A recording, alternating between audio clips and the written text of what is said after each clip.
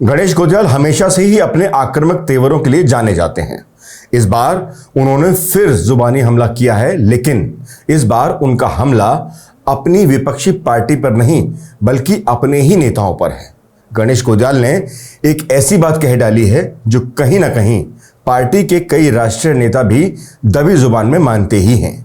उनका कहना है कि कांग्रेस पार्टी के अंदर कुछ नेता ऐसे हैं जो कांग्रेस में रहकर बीजेपी का काम करते हैं। गणेश गोदियाल ने सरेआम ये बात कहकर सबको चौंका दिया है। तो क्या जो गणेश गोदियाल कह रहे हैं वो सच है?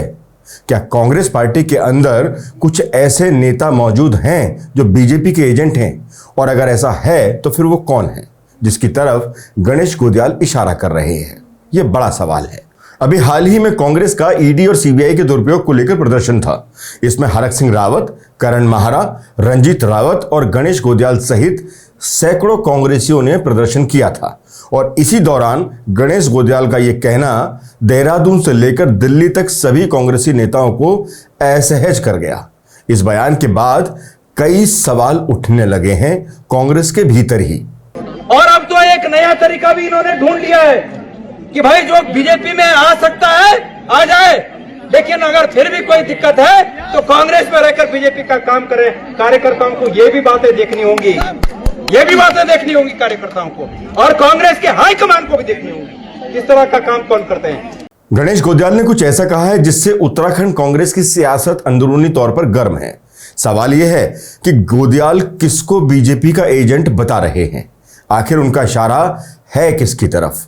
अपने ही नेताओं को लेकर दिए इस बयान के बाद ये कुछ ऐसे सवाल हैं जो कांग्रेस के प्रदर्शन के बाद उत्तराखंड की सियासी फिजाओं में तैर रहे हैं।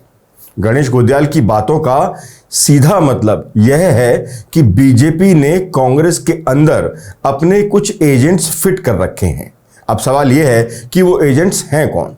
सवाल यह है कि गणेश गोदियाल का इशारा आखिर किसकी तरफ है? कहीं ये कांग्रेसी नेता वो तो नहीं जो अभी हाल ही में भाजपा से लौटकर कांग्रेस में शामिल हुए हैं? इस सियासी जंग के पीछे की एक वजह हरक सिंह रावत के पुराने तेवर में लौटना भी हो सकता है। याद कीजिए, लोकसभा चुनाव में पूरी तरह से गायब रहे हरक सिंह रावत ने भी काफी समय बाद इस तरह के विरोध प्रदर्शन में बढ़ चढ़कर हिस्सा लिया और पहाड़ी एकता के नारे लगाए। वो बताता है कि हरक भी फिर से कांग्रेस में अपनी जगह मजबूत करने की हर संभव कोशिश कर रहे हैं जो उन्होंने बीजेपी में जाकर गंवा दी थी। केदारनाथ से उनकी दावेदारी भी इसी का एक हिस्सा मानी जा रही है। लेकिन सवाल यह है कि क्या यह सब कुछ इतना आसान है?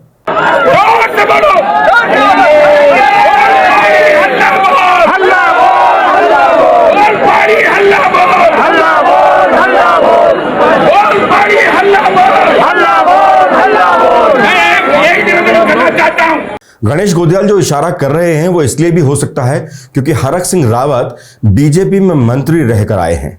कांग्रेस में आकर उनकी पुत्रवधू अनुकृति को टिकट भी मिला, लेकिन अब वो बीजेपी में जा चुकी हैं और हरक सिंह रावत को लेकर भी तमाम चर्चाएं पार्टी के अंदर होती ही रहती हैं। ऐसे में क्या गणेश गोदियाल का इशारा हरक सिंह रावत की तरफ था या फिर कोई और है जो पार्टी के अंदर ऐसा कर रहा है? सवाल यह भी है कि क्या हरक सिंह रावत के लिए कांग्रेस में अपनी जगह बनाना अब इतना आसान हो पाएगा या फिर यह जंग अंदरूनी तौर पर गोदियाल और हरक सिंह के बीच शुरू हो गई है कि दोनों में गढ़वाल का बड़ा नेता आखिर है कौन? वैसे अगर गणेश गोदियाल का निशाना हरक नहीं है तो फिर कौन है? क्या वो हरीश रावत हो सकते हैं? क्योंकि जिस तरह हरीश रावत कई मौकों पर मुख्यमंत्री पुष्कर सिंह धामी की तारीफ करते दिखाई देते हैं, कई मौकों पर पूर्व मुख्यमंत्री त्रिवेंद्र सिंह रावत के साथ भी उनकी करीबियां देखी जाती हैं। वो कई बार पार्टी के अन्य नेताओं को भाती नहीं हैं। जिस तरह से त्रिवेंद्र की आम पार्टी में जाने के बाद हरीश रावत पर उनके ही पार्टी के लोगों ने सवाल उठाए, चाहे वो कभी हरीश रावत के सबसे करीबी रहे रंजीत रावत हो या फिर उनकी सरकार गिराने वाले हरक सिंह रावत, दोनों ने ही हरीश रावत के इस काम पर सवाल उठाए थे। तो क्या माना जाए, कहीं गणेश गोदियाल का इशारा हरीश रावत ही तो नहीं? हालांकि कई लोग इस बात से इत्तेफाक नहीं रखते और मानते हैं कि गोदियाल और हरीश रावत काफी करीब हैं, लेकिन यह बात भी उतनी ही सच है कि राजनीति में कब कौन किसकी काट करने लग जाए कोई नहीं जानता। क्योंकि राजनीति की सीढ़ियां भी अपने ही करीबियों के कंधों पर पैर रखकर चढ़ी जाती हैं। जिस तरह से गणेश गोंदियाल पार्टी के अंदर खुद को मजबूत करने में जुटे हुए हैं, उससे इस बात से इनकार किया भी नहीं जा सकता। अब गणेश गोंदियाल ने जो सवाल उठाए हैं, उन सवालों का मतलब क्या समझा जाए? वैसे सिर्फ गणेश गोंदियाल ही नहीं, कांग्रेस के दिग्गज विधायक हरीश धामी ने भी खुले आरोप अपनी ही पार्टी कांग्रेस पर लगा दिए हैं। हरीश धामी ने गैरसैंण विधानसभा सत्र के अंतिम दिन मीडिया से बात करते हुए अपनी ही पार्टी पर सवालों की बौछार कर दी। उन्होंने अपनी ही पार्टी पर मित्र विपक्ष की भूमिका निभाने का आरोप लगा दिया। हरीश धामी का यह हमला कहीं ना कहीं सीधा यशपाल आर्या की तरफ ही जाता है, क्योंकि सदन में नेता प्रतिपक्ष वही हैं। हरीश धामी पूर्व मुख्यमंत्री हरीश रावत के काफी करीबी माने जाते हैं और बेहद वरिष्ठ विधायक के तौर पर न केवल अपनी उपस्थिति विधानसभा में दर्ज करवाते रहे हैं, बल्कि अपने विधानसभा क्षेत्र से अजेय विधायक के तौर पर भी उनकी पहचान होती है। कांग्रेस के इतने वरिष्ठ नेता का अपनी ही पार्टी पर यह आरोप लगाना पूरी पार्टी को असहज करने के लिए काफी है। गैरसैंण में फिर एक बार सत्ताधारी और विपक्षों ने पहाड़ की आवाज को दबाने का काम किया। उत्तराखंड राज्य के सबसे आपदाग्रस्त 3 जिले हैं, रुद्रप्रयाग, चमोली और पिथौरागढ़। रुद्रप्रयाग के केदारनाथ से अभी जो है सीट खाली है विपक्ष में, और विपक्ष का जो है चमोली से नया विधायक आया, न उसको मौका मिला, न जो सबसे ज्यादा आपदाग्रस्त धारचूला विधानसभा है पिथौरागढ़ जिले का। आप सब देखते हैं, मैं जब से विधायक बना हूं हमेशा चाहे कोई भी विधानसभा सत्र हो, मैं आपदा के मामले को लाता हूं, कार्यस्थगन के मामले में। आज दुर्भाग्यवश उत्तराखंड की अस्थायी राजधानी पहाड़ में गैरसैंण में, जिसके लिए उत्तराखंड के हमारे साथी ने अपनी प्राणों की आहुति दी, किसी बहन ने अपना सुहाग खोया, किसी बुजुर्ग ने अपने बुढ़ापे का सहारा खोया, किसी बेटी ने अपना बाप खोया।